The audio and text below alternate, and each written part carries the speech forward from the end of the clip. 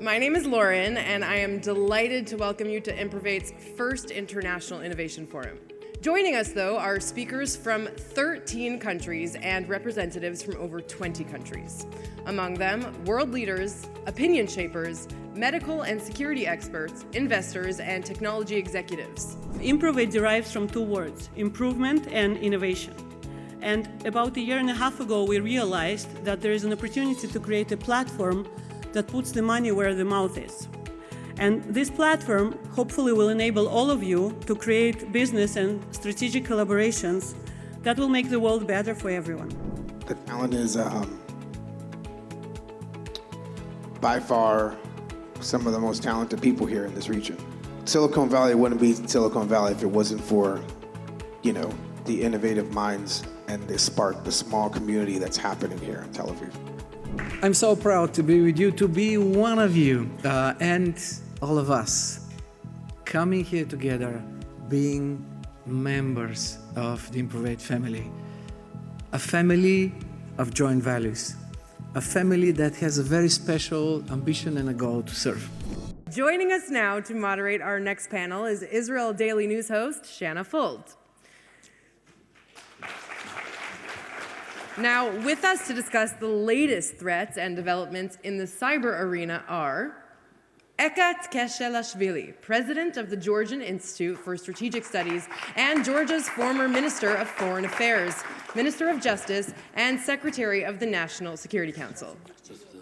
Victor Ponta, Prime Minister of Romania between May 2012 and November 2015, Chairman of the Black Sea Regional Projects think tank, and founder of VP Projects Advisors, a company that has assisted over 1,000 projects for companies in virtually all sectors. Retired Israel Air Force Major General Professor Isaac Ben Israel, a two-time winner of the Israel Defense Award, who served as Director of the Ministry of Defense R&D Directorate and was a member of the Knesset from 2007 to 2009. Kosta Petrov, Managing Director of the Fund for Innovation and Technology Development, North Macedonia, a government organization with a 86 million euro investment portfolio in startups and technological companies in North Macedonia. He's also an international entrepreneur with over 15 years of global experience in startups, business development, and strategic communications. And of course, our final panel member, last but not least, is Gary Kasparov. Take it away, Shanna. Welcome to the stage, all of our esteemed guests. It's so wonderful to have you here in the Holy Land. Thank you for joining us. First question goes to you, Mr. Casparov. Bevakasha, as we say here in Israel. You've spoken extensively about the dangers of digital weapons. Should they be regulated in the same way that traditional armaments are regulated? As I just said a few minutes ago, so the regulations are needed. But we should remember that while we live in a globalized world, the same rules do not apply in different countries. So what's the point of having strict regulations in the free world where this technology can be freely developed in the unfree world? So we know that, we have to do all the things to protect the data and just, to offer people, certain comfort in America, Europe, and Israel, and Australia, and Japan. But it puts American companies, European companies, Israeli companies in a great disadvantage, because they don't have this access to the same data as Chinese companies. So it's not as simple, it's not linear, but it's something that requires serious discussion. It's not about just regulations. It's understanding it's a global conflict. It's kind of, the digital Cold War. And so far, we are lacking strategy to approach it. Thank you. Now, the Israeli cyber company NSO, we spoke about it briefly before, has come under fire and it faces legal action in the US, and tech giants like Apple and Facebook have been allegedly using the Pegasus tool to target human rights activists, journalists, and this has been a serious problem. Also, the Israeli offensive cyber firm Kandiru also is under fire for this. Should government be regulating the cyber activities of private firms, or do you have another solution for this burning issue that we're dealing with? Question to me? For you. Look, I'm not aware about Facebook and Google using Pegasus. The government, some governments used it. But again, it's not about technology. Technology is agnostic. As I said, again, a few minutes ago, humans have monopoly for evil. It's about this technology ending up in the hands of bad actors, of oppressive regimes. So I think it's totally useless trying to stop the progress. If it can be done, it will be done. What we can regulate is the distribution of this technology. By the way, during the Cold War, there were very strict rules, preventing the technology, dual technology, to end up in the hands of communists. But right now, I don't think we have any human responsibility. That's what we should look at. It's again, technology is there and it will improve. Somebody will do it. But yes, there should be human responsibility for this technology not to be used to harm individuals. Thank you for that.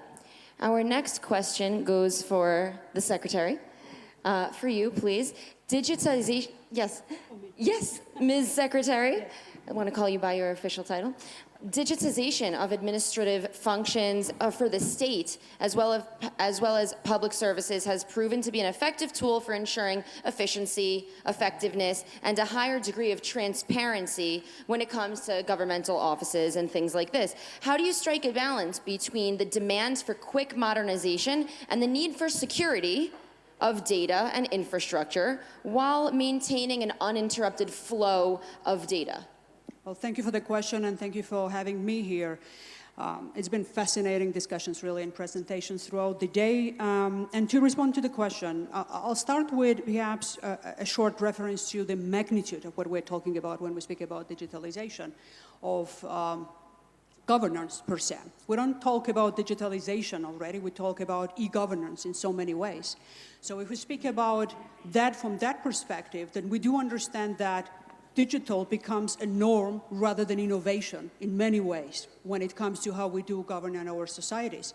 And with that comes obviously responsibility, because as Gary mentioned, that is still a reflection of who we are in terms of how we govern. So if we do have different technologies and efficiencies in the process, it doesn't mean that we are now governing in any different way. So when we speak about the principles and the values that are underpinning democracies as societies, that's what needs to be reflected in the way that we govern, in the way that we are e-governed, but at the same time, we retain identities as who we are when it comes to the democracies, as societies, as individuals and governments. And that's a hard balance to strike when we talk about the speed and scale of that transformation, especially in the countries who are in transit, in transition, developing countries who have to catch up in so many ways with the development in every areas of private or public sector where democratically elected governments have to deliver on their promises, on the speed of improvement of their everyday life, and everybody wants to do it as quick as possible. If you are good at what you are meant to do in the government, and at the same time use at times, maybe not frequently, not dwell too much on what it takes for that to be sustainable in the way that it's impenetrable for malfunctioning, and then when it comes to attacks from outside or inside in terms of how security of what you are building could be penetrable. In other words, if we talk about massive scale digitalization of government services, we speak about the fact when everything becomes as a critical infrastructure in terms of degree of cybersecurity that needs to be provided for that. Every service that government provides, issuing of passports, licenses, birth certificates, registries of properties, all of that could be undermined if the data is penetrable, if the flow of information is penetrable, and it's not continued in the way that ensures sustainability of the processes. And if that happens, that undermines the trust and credibility in the governments and public institutions, even more so that they could have been undermined previously. So if we would compare that to the security field, it's basically building at the same time the super golden dome, so to say, for cyberspace, virtual realm of the governments, while building the governmental institutions themselves at the same time as a parallel track in the new way that they are operating. So the balance is very hard, but could only be achieved if there is a holistic approach to that. so that you don't have competition between the different institutions, or competition or even confrontation between private and public sector, but rather a common ground where, at least if not well ahead, but in parallel to implementation of big projects, there is a helicopter view that is provided by the government in such a ways that provides interoperability, sustainability of the system, and engagement of the private sector that becomes an ally in the process rather than an actor that could be feared. And just to echo perhaps on the regulations and then to develop on that, that's part of what I would call, as a lawyer perhaps, I have my own biases, as part of what the cybersecurity is meant in the modern era. Because if we talk about our lives already now and more in the future, cyber realm is part of where we will live. So in other words, our lives have to be secure in some ways from predictability of how we interact with each other and how we interact with the government as part of the social contract with the government, in the same way how we would expect to have that benefit in democracies. So regulations need to be part of the deal so it doesn't feel to be wild, wild west, as has been mentioned in the morning, but then over-regulation will kill the deal as well. And in international law, when it comes to use of force, I do believe that clarity of regulations is definitely needed. It's not the prohibition of the weaponry per se, not to equate technology with the weapons of mass destruction, that would not be right, but when and how any nation has a right to use force as a self-defense without being accused that you are using first, but not in response when you are defending your national interest and security, is a very important issue, which is not fully cleared yet. So for specialists in international public law and then the governments, there's quite a bit that needs to be done in this direction to make sure that international law still has a capacity to serve as a deterrent of use of force and not as a deterrent for effective use of force when it needs to be used in accordance to the UN Charter for the right of realization of the right of self-defense, I would say. Thank you. Thank you for that really well-rounded answer. A lot of us are using digitization for governance. We're uploading pictures of our passports. We're downloading copies of driving records and things like this. So we know we're dealing with really sensitive information.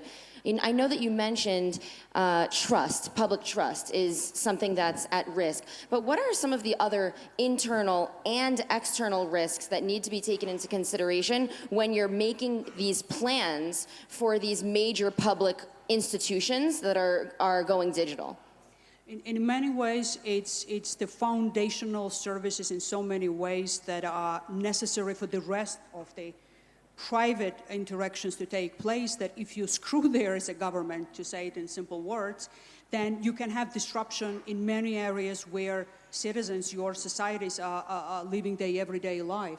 So if we speak about the ways how let's say the private property is guaranteed with the e-registries these days, and if that is disrupted so that data is not only unavailable because of ransom attacks on the system or DDoS, but then even that data could be manipulated from within, you can have a chaos on the private markets, for example, in a state, affecting not only for one day or two, but for a considerable period of time, trust in the society, in the country, in the investment climate of that given state even, right, in this case. So I would say that these are the issues which are pivotal for making the systems work in the future, because we like it or not, and I tend to like digitalization quite a lot, we will be living in a significantly or predominantly, I would say, digital world, and we need to feel safe in it. And government needs to be, if not the trailblazer, because they always lag behind to the private sector in this regard, but trendsetter at least when it comes to the standards and the measures of safety. But that could be only possible with very close partnership and building alliances with the private sector. Thank you so much. Moving on, changing gears to the former Prime Minister of Romania. Romania has a reputation as a European center of excellence in cybersecurity with a deep pool of IT talent. What kind of opportunities exist for cooperation between Israel and Romanian companies that are working in the cybersecurity sector? Good afternoon. First of all, we had a reputation in the years 2000 to be the hacker land. we were creating so many headaches to what was then the beginning of the e-commerce. Then we transformed ourselves in a positive way, which is not very seldom happening. Now Romania is hosting the European Agency for Cybersecurity. We just did simple things. No taxes for all the young people working in the IT sector, taking European money. Right now, I was talking to many people present here about the European funds which are still allocated to Eastern European companies and institutions. We just have to follow the regulation because European Union is the greatest political construction, but also the greatest bureaucracy in the world. And now speaking from a private point of view. But also I would say that how can I speak about cybersecurity in Israel? It's like going to Italy to lecture them about pizza or pasta. You are the best in the world. It's just a matter how we approach this at the European level. And I think that the first step would be to listen about the experiences. By the way, I'm the first beneficiary of IMPROVATE because 20 years in politics I got used only to speak, never to listen. And I know in Israel politicians listen to the people, they don't speak. But since last evening dinner I've been listening, and I have to tell you, 4 years as Prime Minister, I didn't have time to talk about the health system as much as I listened today. Discussion about what health system was only how much money we put, and people is more unhappy with this. Then cybersecurity.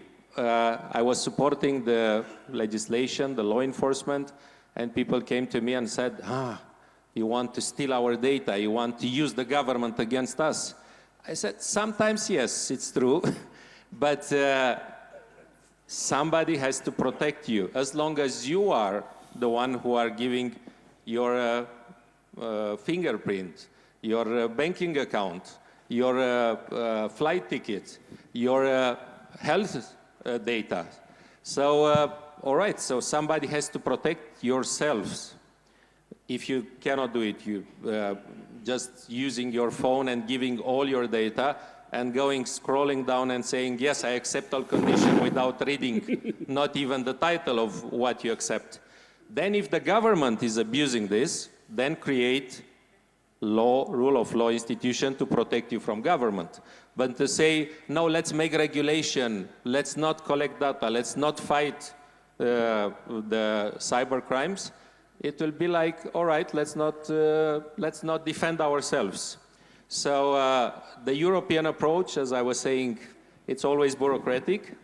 Very often it's very hypocritical. But I believe that based on the unbelievable advanced creativity and innovation that I've seen in 24 hours here, and with the human resource and the democratic values of Europe, we can advance. And at the end, I will say just that the data world, I'm sure it's working. I can imagine my next visit to Russia, a police officer at the border saying, I know you stayed next to Garry Kasparov, no? And so I just hope that they will let me in next time I'm going there. Thank you very much for inviting me. I have to thank to President Rosenplevneniev for inviting me here. It's a historic, rare case of President and Prime Minister being friends and working together. And I'm sure you cannot find it very easily, this. Thank you. Mr. Prime Minister, do you have time for one more question?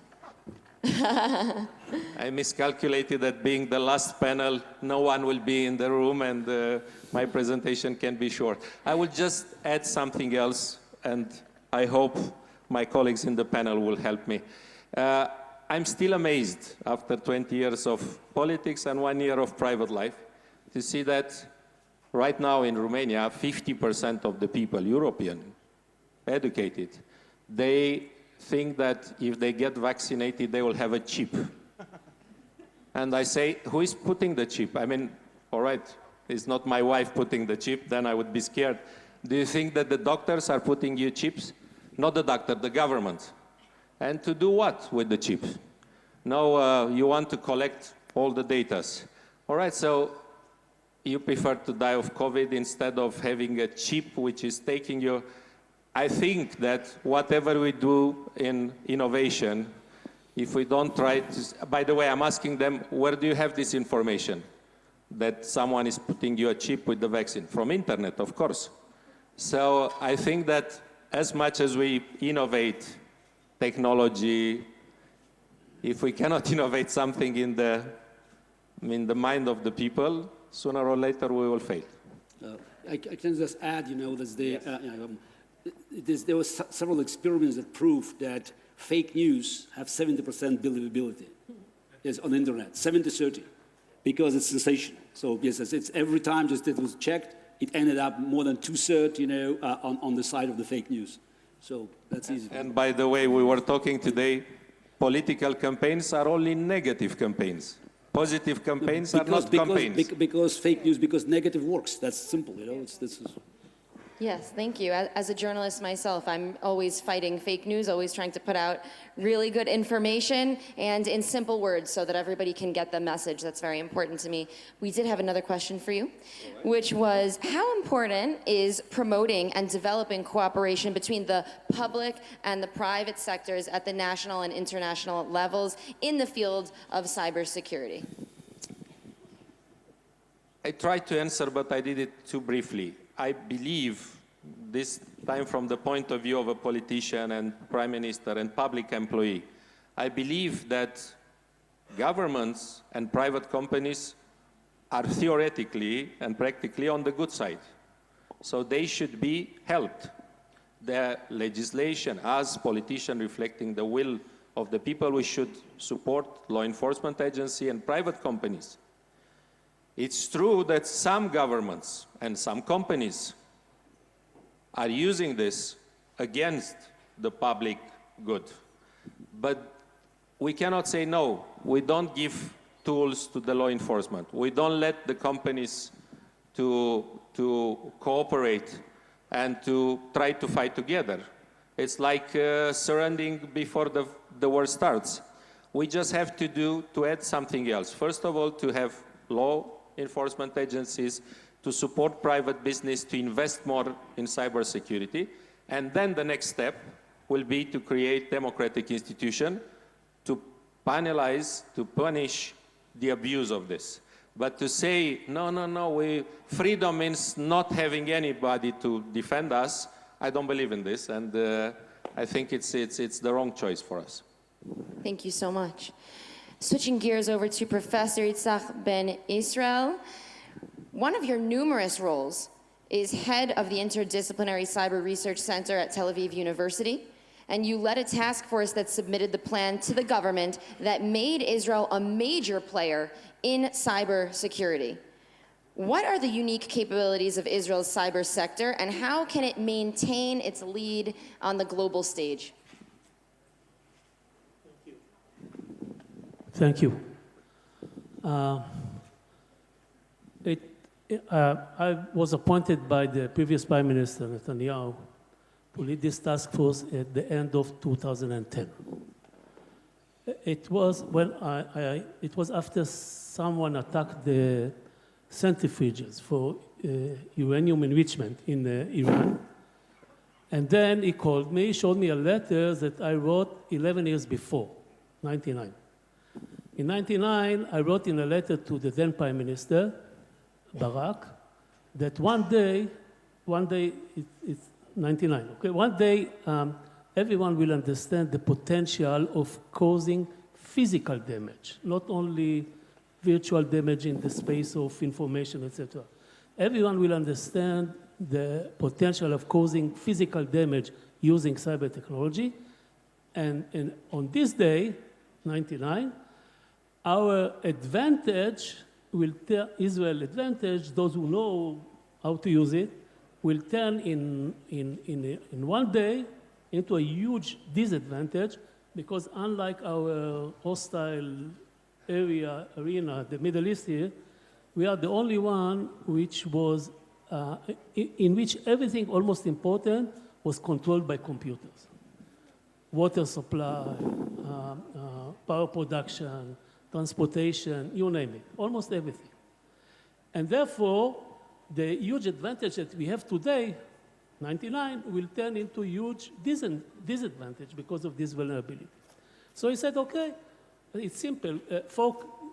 Get some experts, try to start with forecast of the threats, and then look what should we do in order to meet these threats. And I told them no one can do it because cyber threat, as a matter of fact, is the dark side of computer technology.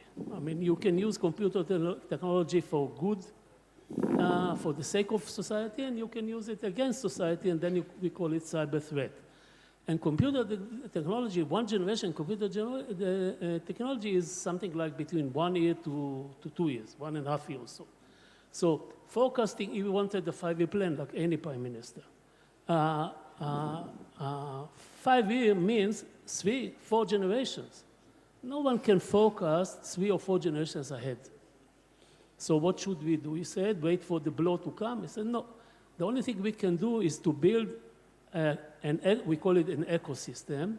I mean, a system that if, let's say, some threat will emerge 3 years from now, unpredicted threat, then the system will know what to do. I mean, you need, first of all, people. The key issue is talent. You need people that will understand it. It's not enough because they will not have enough time. They will have to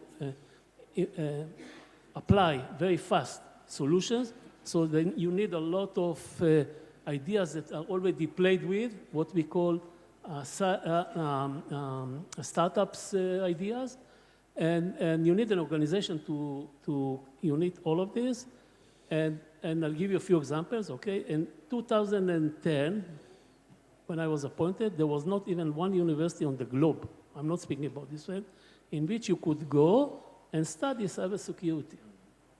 It's unimaginable, only 10 years ago. In Israel today, this is one of our recommendations, we teach cybersecurity in high schools, not only at the universities, okay? We have research centers in every university in Israel. And this is about education. Then you know in Israel there is, usually in any country there is an elementary school and high school and then university. In Israel we have another school in between, which is military service. Compulsory long one, 3 years for boys and girls as well. So you can use it again as a kind of training people and train them to use first-line technologies. In this case, so we build the whole ecosystem. It's not only academy or education, but also government, regulation, for example. And one of the more important one is industry, because we wanted to develop it not only for the sake of security, but also for we thought it is an opportunity to make it also as a very important economical factor in our life. I'll give you the numbers of today, okay? Israeli cyber products and services today is something close to 10% of the global market. And here in Jerusalem, I don't have to tell you that we are not 10% of the globe in terms of people. 10% of the global market. In terms of investment, business sector investment, I mean, I'm excluding now government budgets, business sector investment in cybersecurity, you sum all of the investments from globally, and you ask where does it go to, where it is invested in. In 2018, 18% of it went to Israel. 2019, 21%. 2020, 31%.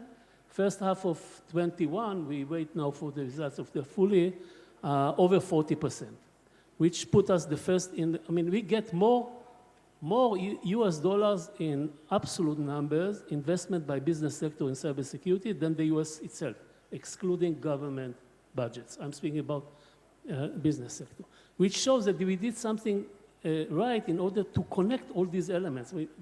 All the people on the panel spoke about this connection, but you can't do it.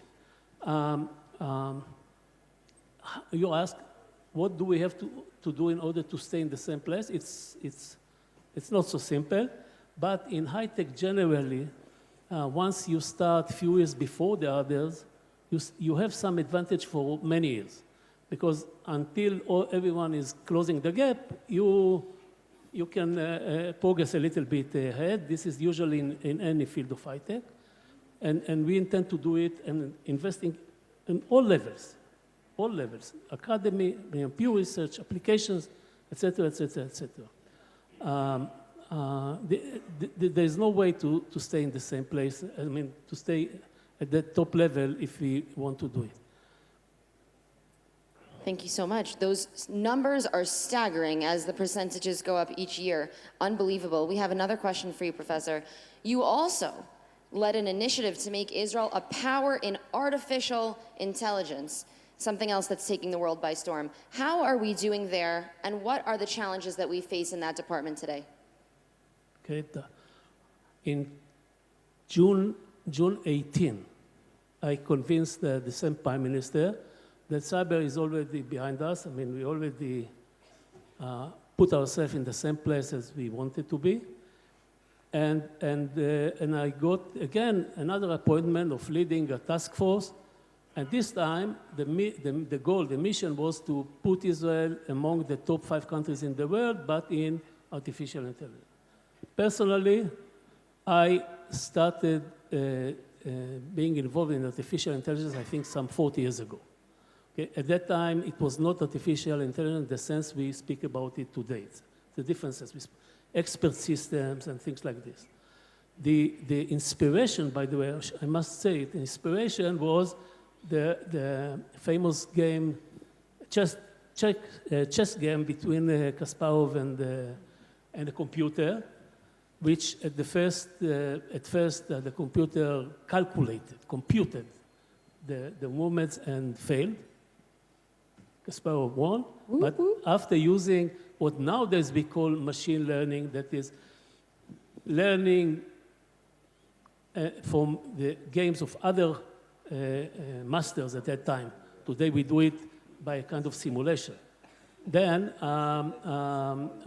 we learned that we can do it. The only thing we had to have is enough computer power.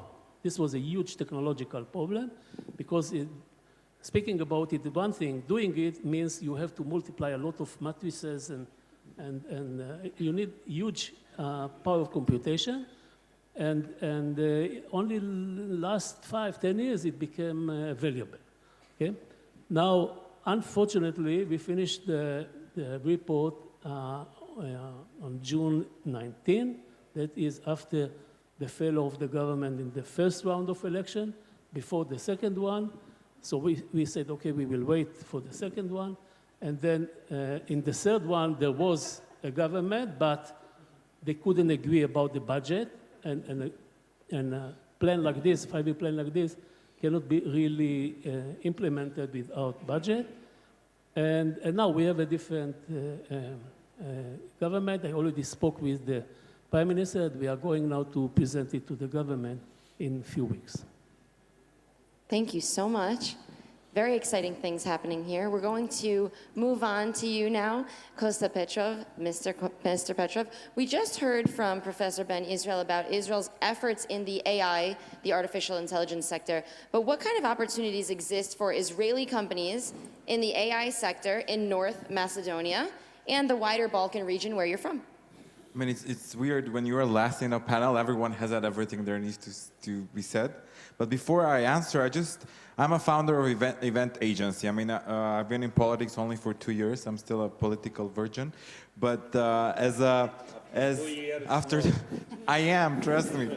But as someone that has run an event agency, I just have to, give an applause to these amazing ladies and the IMPROVATE team. I mean, in my company, we've been through volcanoes, to terrorist attacks, cyber attacks, and there is one quote that always lifts me up in this moments of if you don't know where the event is going to happen or not. Being an event manager is like riding a bike. Except the bike is on fire, you are on fire, and you're in hell. So it's my favorite event manager quote.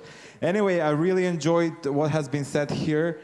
Congrats to Israel. I think this is my, 11th or 12th time. אני לומד עברית, אני מדבר קצת. So yeah, I think in my previous life, probably I live somewhere here. But one thing that is really important, and I'm always saying this, is that we should be proud and learn from the other countries, but we should also use our unique potential to create our own unique story. I always laugh, in Europe especially, they talk, oh, who's going to be the next Estonia? Oh, follow the Estonian model. You know what? It's great. Europe has Estonia.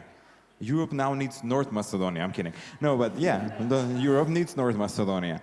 So what is really funny about digitalization is that I think, especially during COVID-19, it has become a sexy word. Everyone is talking about digitalization, And the fact is, no matter if you're anywhere in the world, we're all on a digitalization train. The question that we as a government of North Macedonia asked ourselves is, are we going to be on the train that stops in every village, or are we going to be on the bullet train? The problem is, if you're on the bullet train and if you're just by yourself without the key stakeholders, it can be quite problematic. So what we've done, especially the Fund for Innovation, we have developed a really inclusive model of working with all the key stakeholders. So huge investments in this technology, huge investments in the startup, because in the Balkan, we are all tired of talking about history, about Balkan wars. I think in a couple of years, we're going to talk about the next big startup coming from the Balkans.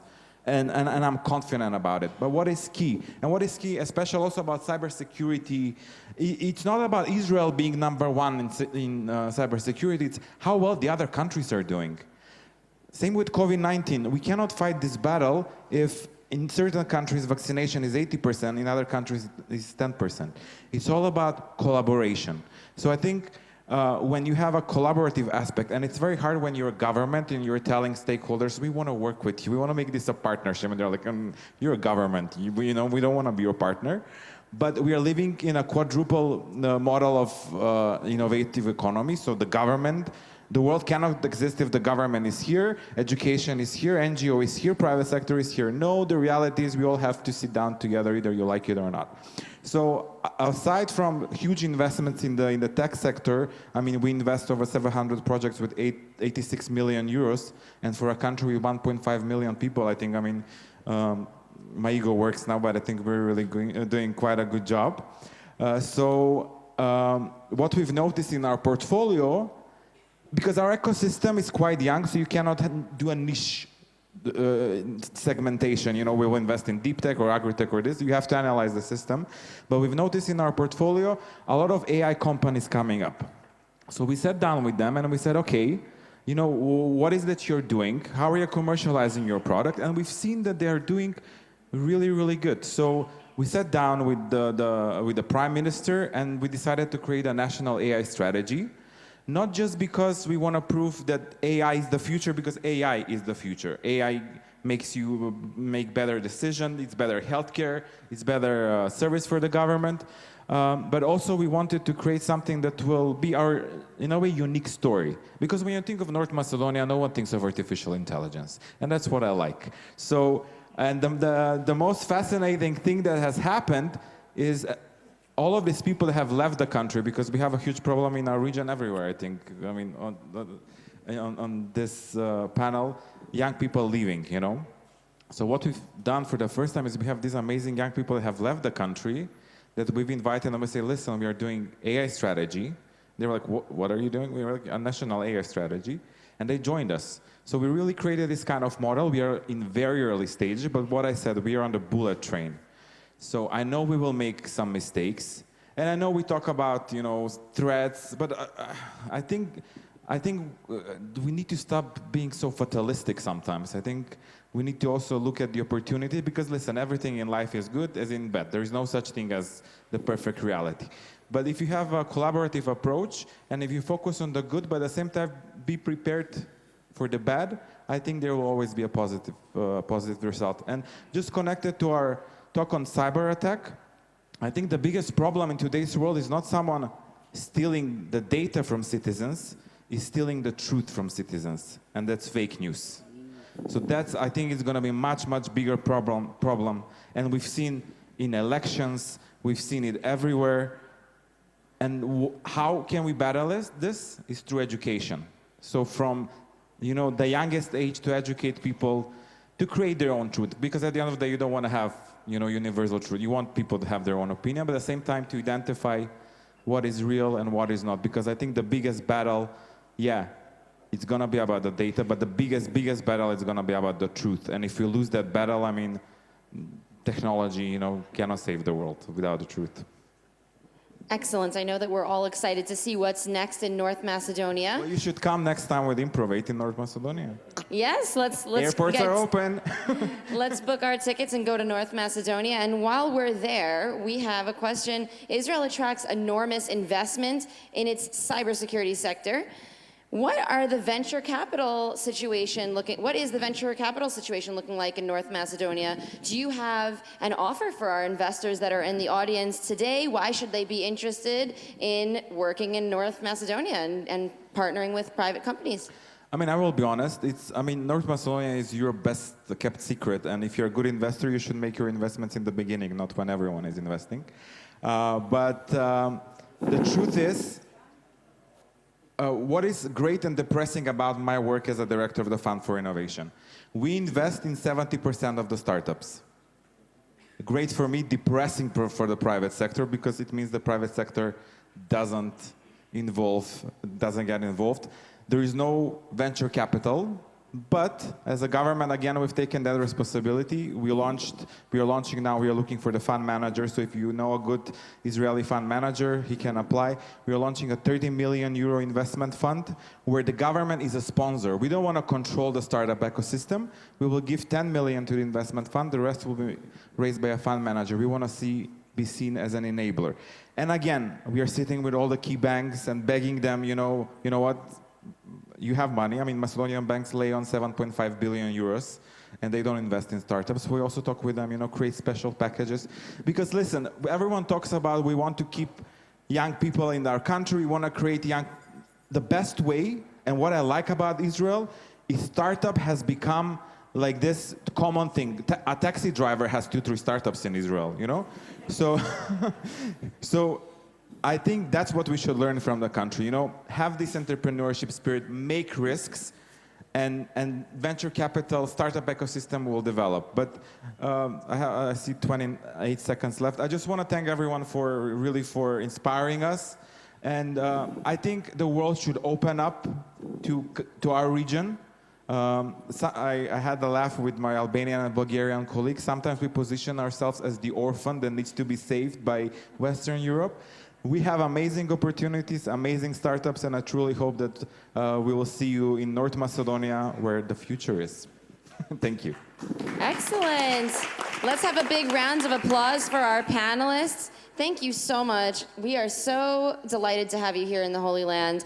It has been a pleasure. I'm going to send this back over to Lauren, who's going to take us into our next part. Thank you again, everyone.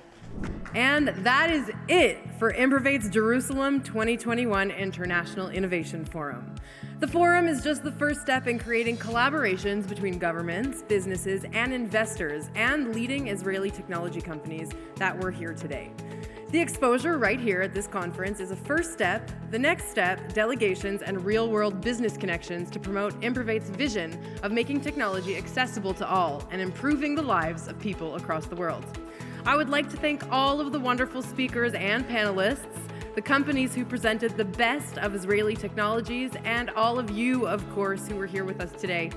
A special thanks to 2 amazing women who made today's event possible, IMPROVATE's founder, Irina Nevzlin, and Ronit Hassin-Hochman, who together prove that nothing stands in the way of will.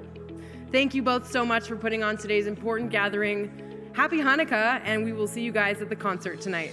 Thank you.